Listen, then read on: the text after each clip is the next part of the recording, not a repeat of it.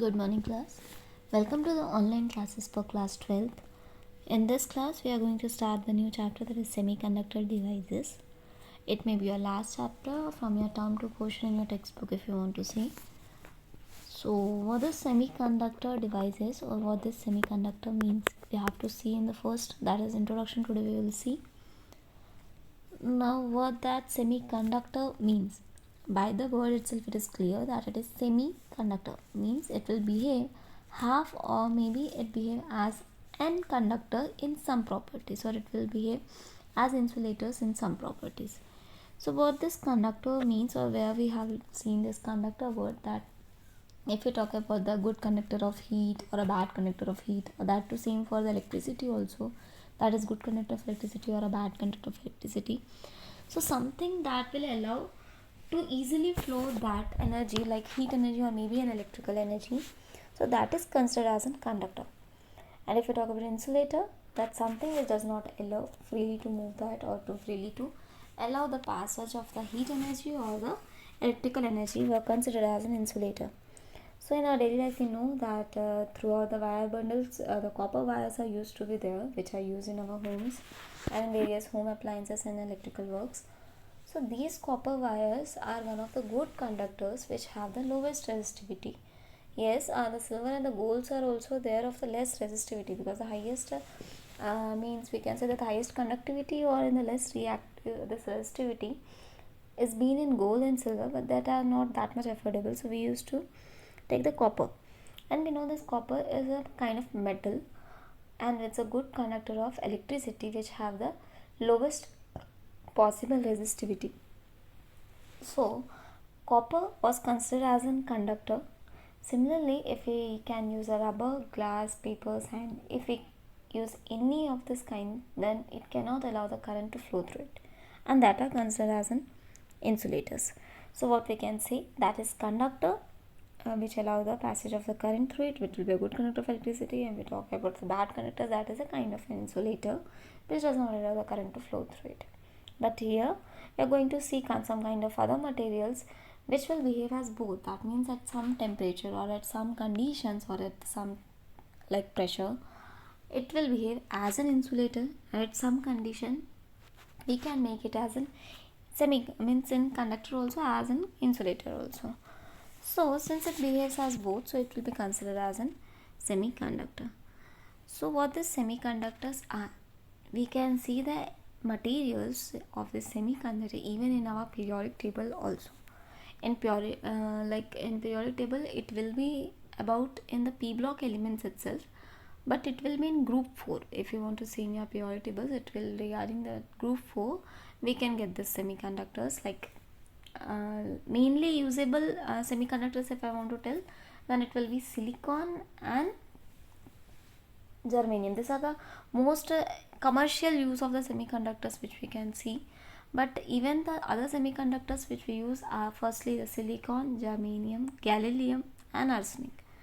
Even the common semiconductors which together by the combination of this metals and the semiconductors together are also used, like gallium phosphides are there, gallium arsenides are there, germanium phosphides are there, silicon arsenides are there. So different semiconductors, like we can say the bipolar semiconductors used to be there. By diffusing these two semiconductors, we can use it in the LEDs. Like if you see the different LEDs, they are of different colors. So for different colors, we used to have the coating of different semiconductor devices. So in that way, we use different semiconductor devices and diffuse together to use it. So semiconductor, in easy words, we can see that the material which has a conductivity between that of a insulator and the conductor. That means it can behave as both, but with some physical conditions we can change that it as an insulator, and at a time if we need, then we can change it as an conductor also. So we know that at a room temperature, that means at a 0 Kelvin, these semiconductors, if we leave at room temperature at a 0 Kelvin, they will behave as just as an insulator. Means there will be no flow of charges, either we give an external force also. Similarly, as we raise the temperature, here in semiconductors different to that of the metals, because in metals we know that as we increase the resistance, the temperature is also increased. But here we can say that the temperature, with the increasing temperature, if we increase the temperature, the conductivity here will increase. So that means if insulators, it is less conductivity or it is less conductions are there for the charge, that means if we want to increase the temperature, then the conductivity also increase, and we need the conductivity itself in an insulator. And if we are increasing its conductivity, now they will behave as an conductor. So what we can say, that at a room temperature, that at a 0 room temperature or at a 0 Kelvin, but mostly at 0 Kelvin it will behave as a pure insulator itself. So at a 0 Kelvin it will behave as an insulator itself. But as we increase the temperature, it will behave as a conductor, since its conductivity is going on increasing. So this is the form of a semiconductor which we see. So silicon, the examples were silicon, arsenic, germanium, gallium, and many more are there, but gallium arsenide, gallium phosphide, silicon arsenide, this all are going to be used, but they are get diffused, means the semiconductor, two types of semiconductor will get diffused together, so that we can use in different properties of the electronic devices. So these semiconductor devices, why we came to use in the existence in the electronic, what we can say that the electronic devices, firstly if we want to say that the first startup was from the vacuum tubes, the first thing which we invented. But after that, the semiconductor devices also came, because we know that the conductors they already used, but that to give the current. And after that we have seen that the tube lights and all, you may have seen that the 12 volts bulb also, 12 watt bulb we used to use at that times, but now we are using the LEDs. So for the consumption, means to decrease the consumptions of the power, or to make the balanced use of the energy or electrical energy, we came to discover the semiconductor devices, so that they can have a good use also and can decrease our consumptions of the electrical energies also. Like if you talk about the LED, then LED is a pattern of a semiconductor device itself, but earlier we used to use that 12 watt bulb. In that we know that it will take a 50 volts to glow. But if we are talking about LED nowadays, that's the smallest LED for the practicals which you used to buy. If you take that, it will take only 2, means it will be starting from 1.45 volt to that in between 2 volts. In between that volts itself will get glow. That means we are just saving this electrical energy also. So power also, if we talk about, then it will be 50 watt bulbs are used to come, and nowadays we are helping with the help of that LEDs. We used to ask them of the different ranges of the watts and the volts. So different volts you can see, but it is a better range than that of the bulbs which we use earlier, that the tungsten filament bulbs you are using, they were of large consumptions of the energies. So now as you have studied the electric current in 10th also, so let's revise the topic. What was the electric current? At that time we used to say that the current is something, that is the rate of the flow of the charges per unit time. That means the number of the charges that can flow and the per second time, it will be your current. And now what we have learned, that the Q is, that is any quantization of electrons and all you have seen, and E means that N is the number of the electrons, and E will be your charge of an electron, that is 1.6 into 10 to the minus 19 coulomb. So from there we can say that the current is something, that is the flow of an electron in easy words. And we have seen that the two types of the current, that is conductional current and one is convectional current. One is conductional and the other one is convectional current. I have already told you that the conductional current, that is the current in the flow with the electrons. And if you talk about the convectional current, that is directional, that is the current that is acting in the opposite direction to that of the electron. And we used to say that the direction of current is always opposite to that of the electron. That means that is a convectional current. And if you talk about the current which flows in the direction of the electron, that will be conductional current. So here, after that, in the last chapter, electromagnetic physics, you may have seen that displacement current also, right? So these are the types of the currents that can be seen. But if you are talking about the semiconductor devices, there will be charge carriers. We can say that the charge carriers are there for the flow of the current. We can say that as a charge carriers. Means here also, charge carriers means one will be positive and one will be negative, because we know that in the opposite direction the current used to flow, means that is in the direction of the positive charges. So charges may be of two types. So one will be positive and the other will be negative. But we know, already have learned also, that electrons, they used to get attracted by the positive terminal of your battery and will move out from the negative terminal. If we are taking a tungsten or the filaments or cathode rays and all, we know that the electrons get emitted from the terminal and they get means attracted towards a positive one, so they will move from negative to that of the positive terminal and the current will be flowing from positive to negative. So now these electrons are moving out from their place and they get attracted towards the positive and they get neutralized over there, and the negative terminal again it will try to make the more electrons. So continuously the electrons used to flow in a charge till we give a potential. As we off switch off the any devices, then the potential will not be there and the charges will also not flow. So what we can say, that an electron when it leaves, like if this is an electron, remember this, in the semiconductor theories we will be using electron by giving a dot symbol which will be filled inside. So this is what the dot symbol for the electron.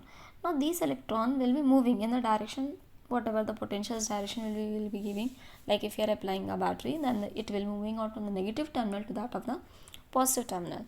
So let us consider that this electron is moving out from this place and it will be moved from here. So we know that this place will now become a vacant space.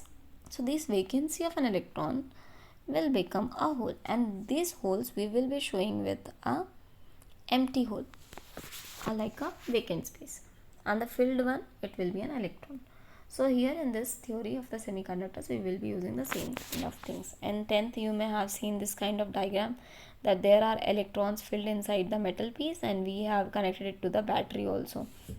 So here what we will see, that this is a piece of a metal conductor or a semiconductor piece. So what will happen, that if this is the positive terminal, this is negative terminal, we know that the negative charge will give you the electrons. So electrons will be flowing in the direction. If you are taking the electrons over here, so what will happen, that if any of the electron moves out from this place, like I am considering that these electrons are moving out now, okay, these electrons went now. So in place of that, what will be done, the hole will come, means the place where the electrons left and moving forward, so there the holes will be generated, and these holes will be moving away from that of the positive and come to that of the negative terminal, whereas these electrons will be moving in the same direction, negative to positive. And we know that the current will be flowing in the direction of the holes, or we can say that will be flowing opposite direction to that of the electrons. So here we will be using both, that means electrons also and holes also. So how it will be looking like, this something like this. This means there are some holes also, there are some electrons also. Okay, this is what will be used. Next time we will be seeing that there are two types of conductors and the two types of semiconductors and how it is made also. So in that you can see that this charge carriers 5 we are seeing. So here I have told you that in a metal or in a conductor the current flows due to an electron. We have studied that earlier also. Free charge carriers are there which used to flow, and in insulator no free electron is there, that's why the current conduction is not there in the insulators. So if we talk about a semiconductor, we have said that the electron conduction in the semiconductors are due to the two types of the charge carriers, which one of them is electrons and another one is holes, and the holes are generated due to the vacant space given by the electrons. So now we have seen that whenever we increase the temperature more than that of 0 Kelvin, we can say that with the increasing temperature the conductivity is also increases. So to increase the conductivity there is a process, because I have told you the semiconductor names like silicon, germanium, arsenic, gallium, phosphates and all. These all are the elements like a pure semiconductors which we are getting. So mostly which are going to be used or commercially, or we can say are the purest semiconductors. And remember the semiconductors always have the valencies of 4 plus, that means they will be creating a 4 bonds. They can have the 4 bonds with the other crystals. We can say that semiconductors are always forming a crystal structure, means they are crystalline solids. We can say there is a less chances for being a liquid in a gaseous form. They are, but not that much conductive. So the most conductions will be in the solid itself. The semiconductor will be in the form of a solid itself. So silicon and germanium are the most commercial usable electronic semiconductor devices, and we can say that it is always in the form of a crystalline solid itself. And you know that in a crystalline solid the bondage is very tight. So here these silicon will try to make a 4 bonds with that of the other elements. So we know that the purest semiconductor could not be used again for a semiconductor devices which we are going to make for an electronic device. So what we used to do,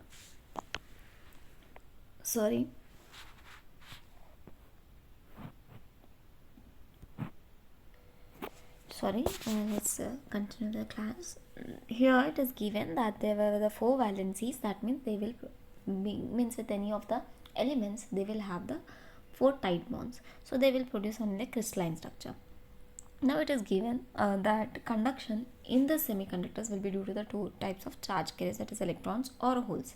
So both of them are regarding for us, we can say that the electrons or holes, they will flow, only then the current can also be flow in the semiconductor. So any of these charge carriers, like if there are holes, we can say that the current is flowing in the direction of the holes itself. And if you're talking about the electrons, then it is flowing in the direction opposite direction to that of the current. Now if any of the charges, if you want to increase in that, then some kind of other metal should be there, because if you need a holes, that means something like a vacant space of the electron should be there.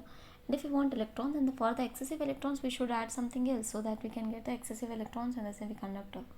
So for that a process came through which in these pure semiconductors we can add some other elements so that the conductivity can increase, and that means by adding these elements we can increase the number of the charge carriers. It may be holes or it may be electrons. Now I already said that the valency of the semiconductors will be 4 plus, that means they are in the 4th group itself, that is p block elements. They will be having a valency of 4. So now when we are adding this kind of elements, so this is the process of adding of the other type of elements or the impure elements into the purest semiconductors, and these process is considered as a doping. Doping is what the process of adding the impurity to a pure semiconductor for increasing its conductions by adding a charge carrier, it may be electron or an hole. Okay, so what we can say that these doping process is maybe increases the number of charge carriers within it, so that it can give a conduction process more. So now this doping is done, but I already said that 2 types of charge carriers are there. One will be the hole and one will be the electron. So for these electron we should have the most electrons. I know that one of the 2 electrons with the 2 elements should patch up to get a single bond. So for every single bonds they need a 2 electrons, and now we are having the 4 electrons. So for excessive electrons, the other element which we are going to mix should be have of the valency 5, right? This should be have a valency of 5.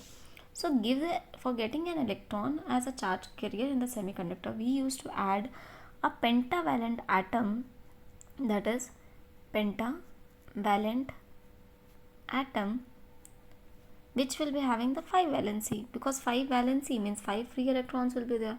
If you are talking about the silicon, 4 valency means their valence electrons are 4, means not the outermost electrons, but they are trying to gain or lose that electrons. So we can say that if I am giving them the 5 electrons, so the 4 of the electrons from this pentavalent atom will try to get bond with that of the 4 electrons of the semiconductor device, that is of the silicon it may be. So similarly, that means we can say that the electrons, now the excess electrons we got by single, if you are having a silicon and I am adding a pentavalent atom to like phosphorus, when I add this phosphorus to it, what it will happen, that the 4 of the electrons will get bonded with the silicon. Now 1 electron is left over there. So excessive electrons means once you add a single phosphorus atom, you will gain 1 electron excess in as a charge carrier. So whenever we are going to add this silicon and phosphorus together, we know that if we take a single mole also, there are a number of atoms, that is 6.022 atoms are there. So as we are adding the number of the atoms to it, so the number of the electrons will also increase. So to increase the number of the electron charge carrier in the semiconductor, we used to add pentavalent atom as in the doping process. And if we need a hole, we will be using a trivalent atom. What it will be? Trivalent atom. That means now the valency will be 3 plus.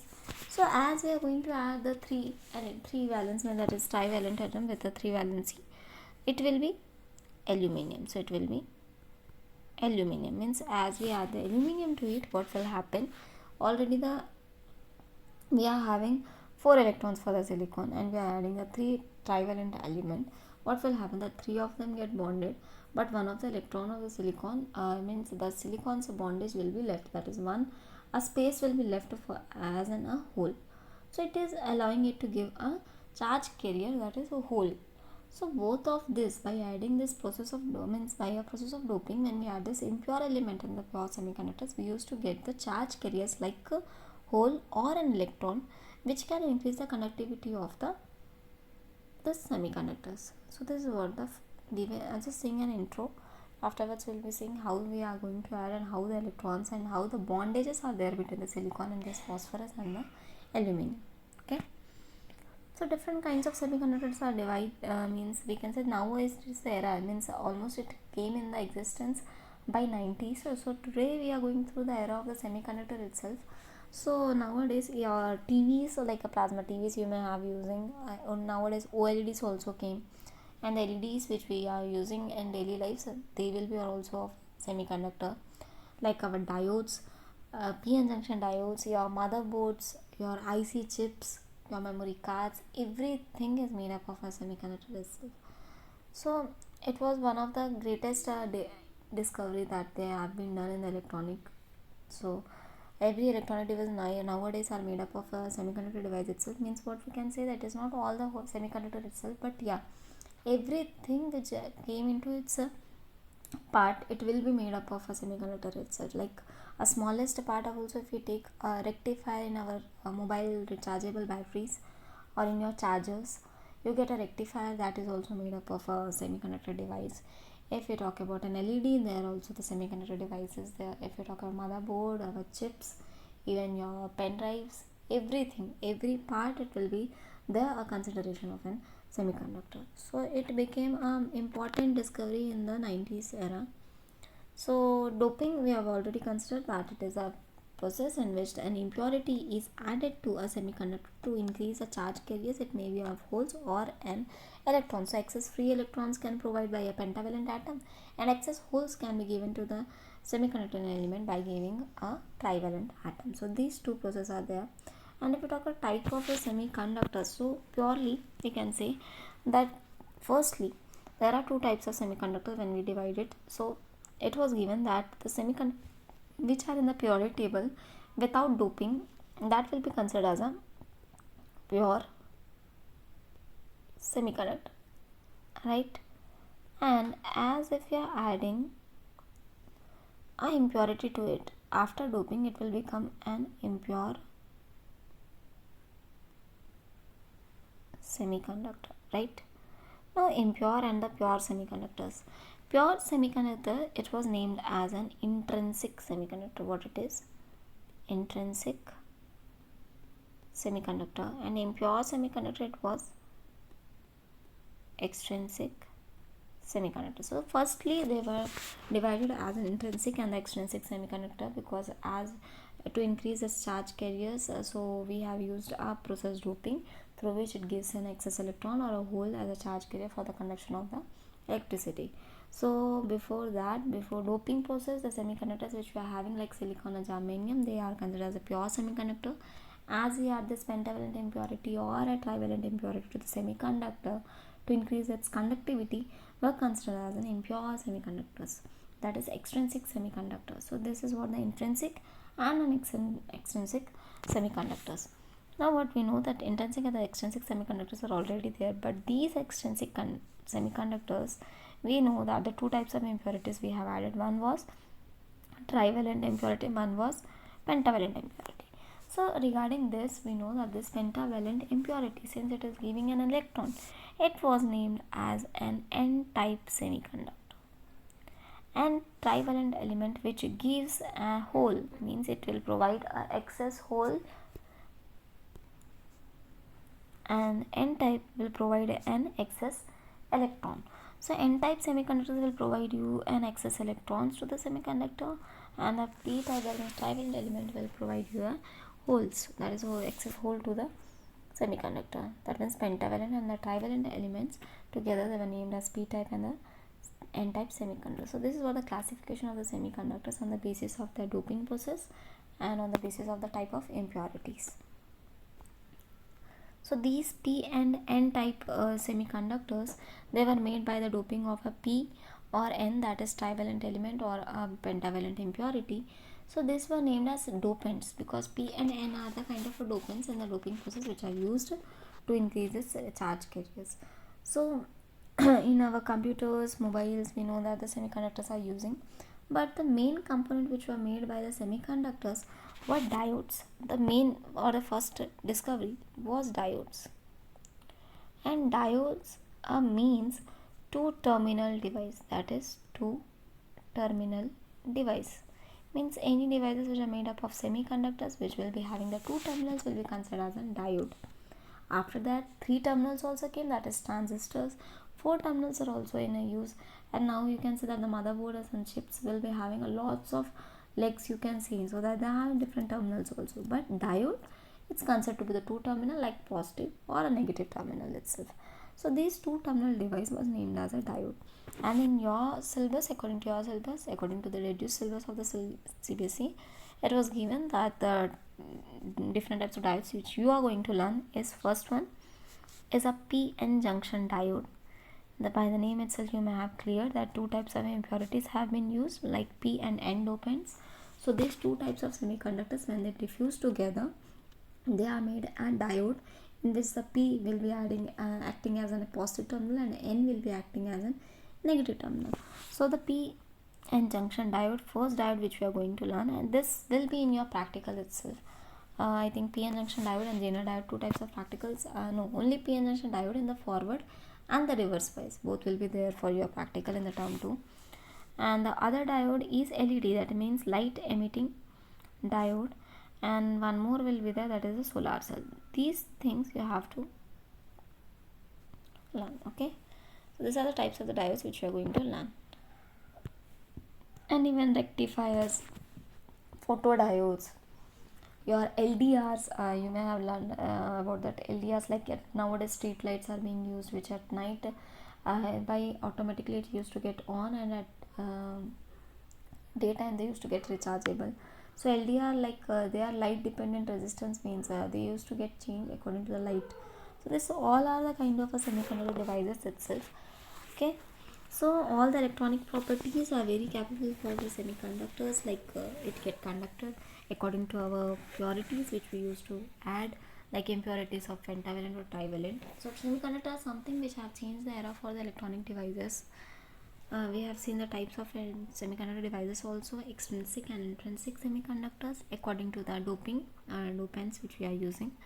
And after the dopants, we have seen that this extrinsic on the basis of the impurities, like trivalent or the pentavalent impurities, they were considered as an p-type semiconductor and n-type semiconductor. So in the next class, maybe from next class onwards, we will be seeing the chapter on the live classes most probably.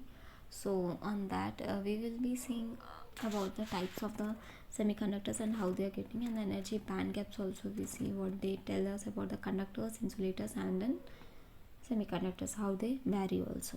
So thank you class. In the next class we will be seeing the further classes.